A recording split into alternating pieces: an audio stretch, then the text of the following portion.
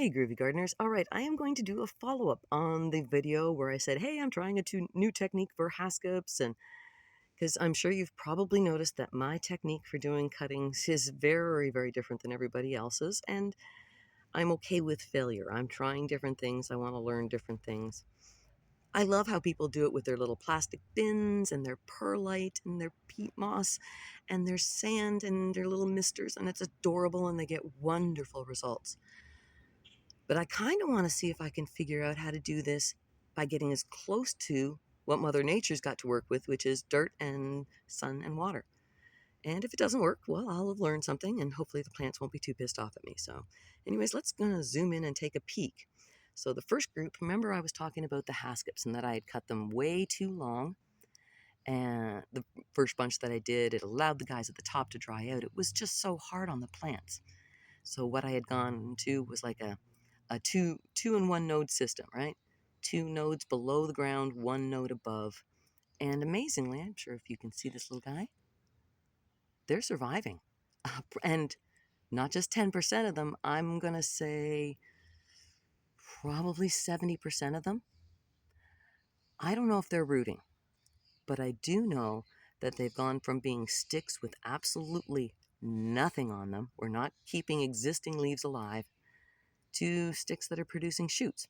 So I don't know. Maybe it'll work, maybe it won't. I will be back to report on again, but it's been how many weeks? And they're not dead. They've started to make little leaves. All right, so the second group that's in here, let's go ahead and look at these pretty babies.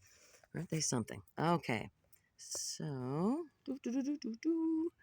yeah, the big leaf dudes.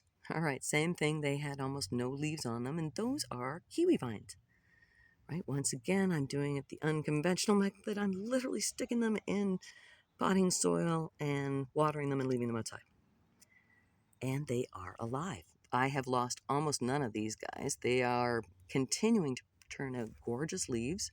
Look at this dude. Are they rooting? They don't feel like they're rooting when I try and pull them up. But once again, I'm trying to learn patience, you know? I'll be like, oh, it's been 3 weeks. Why aren't there any roots? I want to see if there's roots. I want to, you know? So patience. So that's the second group. Those are the kiwi guys. They're still alive. So they had been cut, and they were cut from very short pieces. Once again, same concept, two nodes underneath one node. I did let this other guy be longer because he was pretty, but that's it. Okay, and so there is a third group in here now. And let's see if you can see them. They're right here at the front. See that tiny little leaf coming out there? These fellas right here.